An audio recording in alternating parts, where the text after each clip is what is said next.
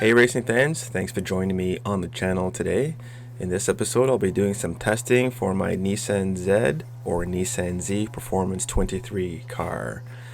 These are my car assist settings. Basically they're all off. That's because I'm trying to set this car up to race in the Splinter series on April 24th, and this is the car we'll be using for race number 1. It's a 10-minute race, but I have my testing set for 5 minutes.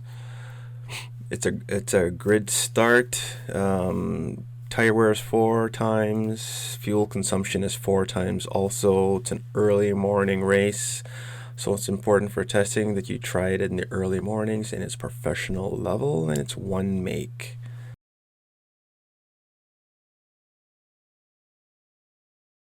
So it's been a while since I've raced in that series. And I just wanted to get better at it, so I thought, okay, if I practice early enough, maybe I'll have a chance of looking decent. So here are the settings, the specific settings for my car, and I believe that this top speed comes automatically set at 320. I bumped it down to 290, and the real reason to make this video is I wanted to see if there's an easier way to set up that gearing. So you saw that I had the final drive set at 3.1. I just chose that number on the lower end just to see what I would get, and I'm just going to be going down to this marker right there on the left hand side, that orange marker, and I can get 219, and it took about 13 and a half seconds. So next I said, why don't I go to a high number? So I set the final drive at 4.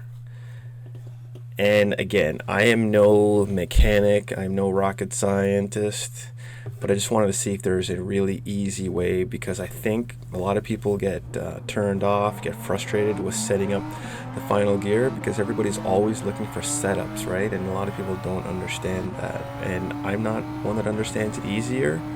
So I'm just trying to see if there's a simple way to get, some good speed out of your car while using all 9 gears. It's really important to realize this car has 9 gears, not 6, not 8. I don't know why they chose 9, but that's what they have, so you must use what they have.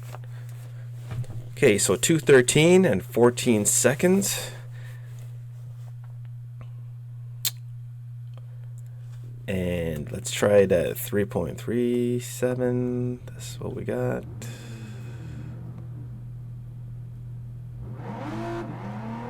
And here we go, and it's good to know that the Group 3 cars were getting to that line.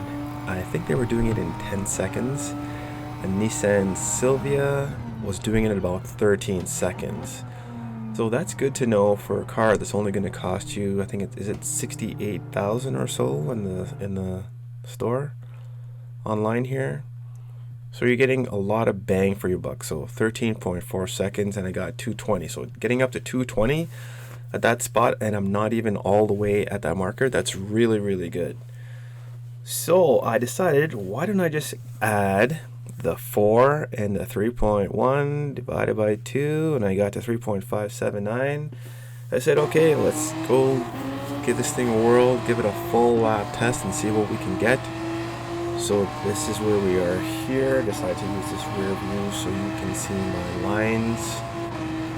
It's good for me to know where I am. One thing that I found out while doing this one lap time trial is that this car doesn't like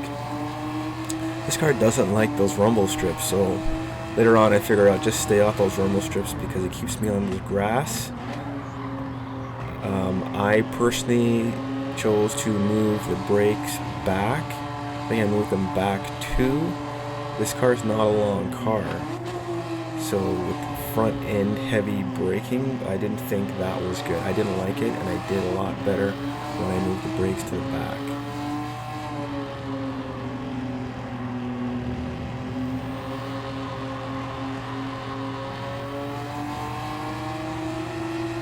So at this point of my video, I've been trying to find a lap time, a posted lap time for this car. I have not been able to. So somebody can let me know what the best lap time is for this car. that would be great. I'm sure the guys that I race with in this series are doing this in about 110. If I'm doing it in 114, they're definitely in the 110s. So then I tried a 5-lap race just to see how I would do based on the parameters that I showed you at the very beginning of this video. I was very sloppy in this race, and I wasn't looking to be neat. I just wanted to see where I stack up with just regular raggedy old driving, just to see the basic speed of this car.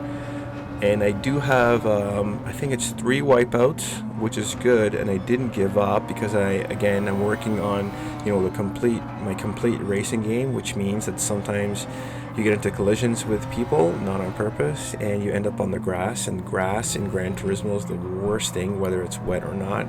All the grass feels like it's snow or ice all the time. So the point is that when I did have these big wipeouts, a couple of times I was shunted down to 20th spot and reset, but I was able to come back and have a really good time. And that's what I love about this car, how powerful it is. And I guess the tuning that I did works for me.